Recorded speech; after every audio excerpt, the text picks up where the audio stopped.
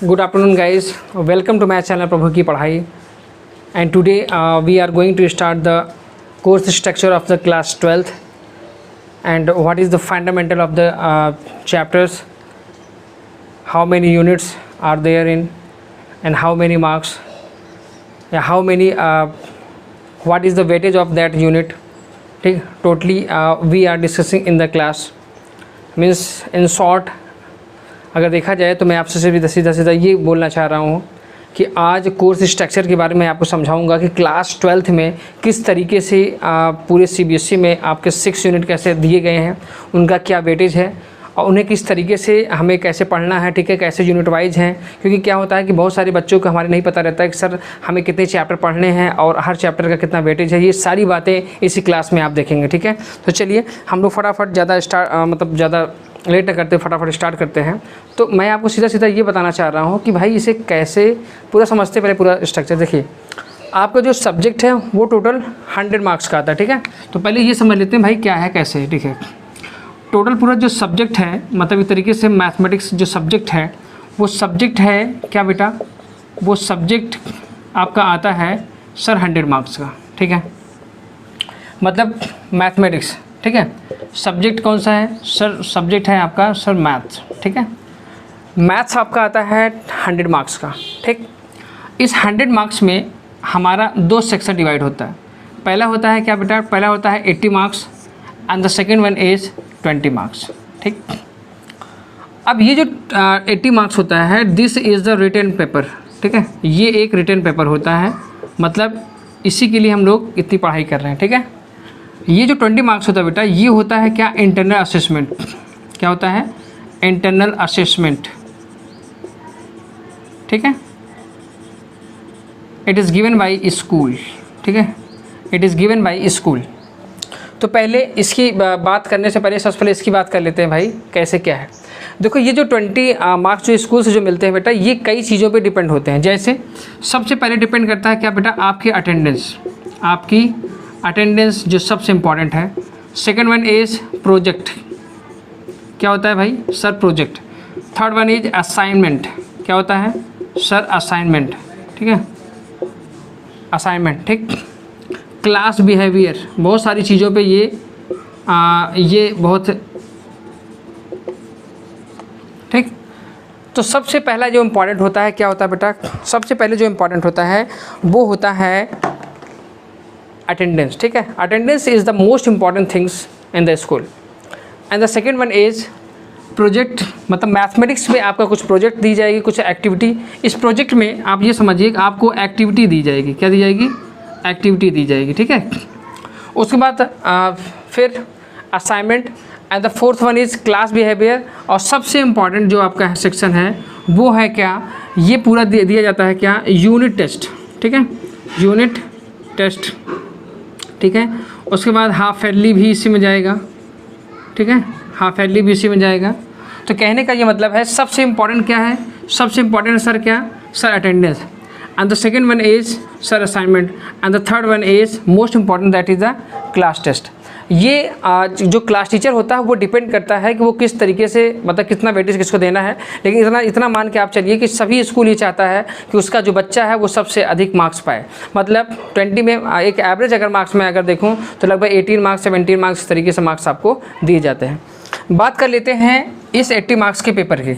इस 80 मार्क्स के पेपर में मैंने क्या बताया कि ये जो हम लोग टोटल जो भी कोचिंग है, इस सारी चीज़ें जो भी पढ़ रहे हैं बेटा, ये सबसे इंपॉर्टेंट चीज़ क्या है बेटा, यहाँ पे कोचिंग के लिए ये जो रिटन जो पेपर होता है 80 मार्क्स का, इसके लिए हम लोग पढ़ते हैं। आइए समझते हैं क्या होता है। अब यहाँ पे क्या होता है, यहाँ पे रिटन पेपर, मतलब कहने का मतलब है जो हमारी जो बुक है NCERT, वहाँ पे 6 यूनिट आपको दी गए हैं। कैसे, जो हमारा जो यहाँ पर मैं लिखता हूँ क्या, यूनिट, ठीक है। तो पहला यूनिट होता है क्या बेटा, पहला यूनिट होता है relation and function. The first one is relation and function. पहला यूनिट हमारा क्या होता है क्लास 12th में। इसके लिए थोड़ा सा हम लोग बेसिक पढ़े हुए हैं, कहाँ पे, क्लास 11th में। तो चीज़ें आपको बहुत अच्छी तरीके से समझ में आएंगी, आप उसके लिए परेशान न होइए। तो रिलेशन एंड फंक्शन, ठीक है। उसके बाद दूसरा यूनिट होता है क्या बेटा, अलजेब्रा। क्या होता है सर, अलजेब्रा होता है दूसरा यूनिट। तो पहला यूनिट जो होता है ये समझ लेते हैं कितने मार्क्स का होता है। पहला यूनिट आता है बेटा क्या बेटा, 08 मार्क्स, ठीक है। 08 मार्क्स। मतलब कहने का ये मतलब है कि रिलेशन एंड फंक्शन यहाँ पे बेटा क्या है, यहाँ पे 3 टॉपिक होते हैं एनसीईआरटी में। पहला रिलेशन, दूसरा बेटा फंक्शन और तीसरा इनवर्स ट्रिग्नोमेट्रिक फंक्शन। ये तीनों चैप्टर जो होते हैं केवल और केवल 8 मार्क्स के लिए पूछे जाते हैं। उसके बाद सेकंड वन इज अलजेब्रा। ठीक, अलजेब्रा जो होता है ये पूछा जाता है आपको 10 मार्क्स के लिए। ठीक है, अलजेब्रा पूछा जाता है आपको 10 मार्क्स के लिए। पहले पूरी यूनिट की डिस्कस कर लेते हैं, उसके बाद मैं आपको समझाता हूँ। And the third one is calculus, the most important things in this subject. Calculus सबसे ज़्यादा मार्क्स के लिए पूछा जाता है। मतलब इसका जो वेटेज है वो है बेटा क्या, 80 मार्क्स में से 35 marks.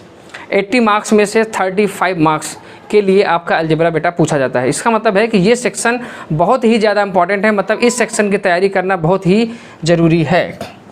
And the fourth one is vector and 3 dimensional geometry. Vector and 3 dimensional geometry.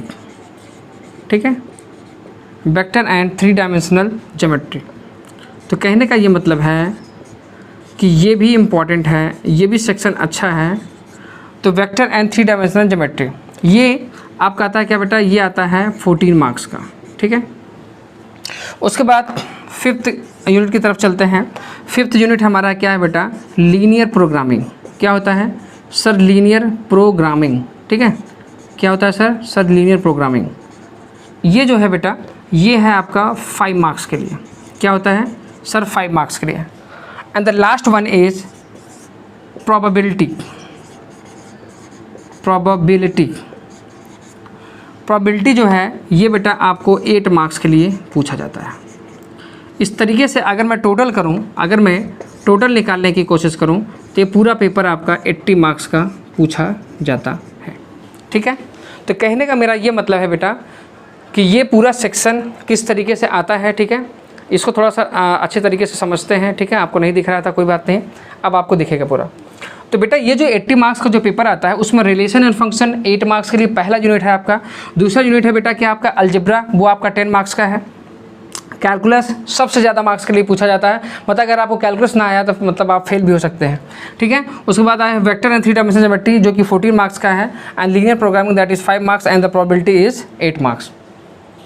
तो ये मैंने आपको जस्ट एक कोर्स स्ट्रक्चर के बारे में बताया है। ठीक है, और कोशिश करिए कि इसके बारे में पूरी डिटेल जानकारी के लिए मैं आपको एक इसका सेकंड लेक्चर लेके आऊँगा, जहाँ पे मैं आपको पेपर फॉर्मेट के बारे में बताऊँगा कि कितने क्वेश्चन आते हैं, कितने सेक्शन होते हैं और कौन से क्वेश्चन कितने मार्क्स के लिए पूछे जाते हैं। ठीक है, ये सारी चीज़ें आपको सेकंड लेक्चर में आपको बताऊँगा। लेकिन अभी आप सिर्फ ये समझिए बेटा कि टोटल 6 यूनिट आपको क्लास 12th में पढ़ने हैं। ठीक है, उस 6 यूनिट में जैसे कि आपका जो सभी यूनिट है उसका क्या क्या वेटेज है मैंने यहाँ पे सारी चीज़ें लिख दी हैं। 20 मार्क्स हमारा क्या होता है बेटा, इंटरनल असेसमेंट होता है। ठीक है, मैं आशा करता हूँ कि ये चीज़ें मैं आपको बेटर तरीके से मैं आपको समझा पाया हूँ। ठीक है, और अगर अभी तक मेरे वीडियो पे अगर आप बने हैं तो प्लीज़ लाइक करके जरूर जाइए और सब्सक्राइब करना बिल्कुल ना भूलें। Thank you.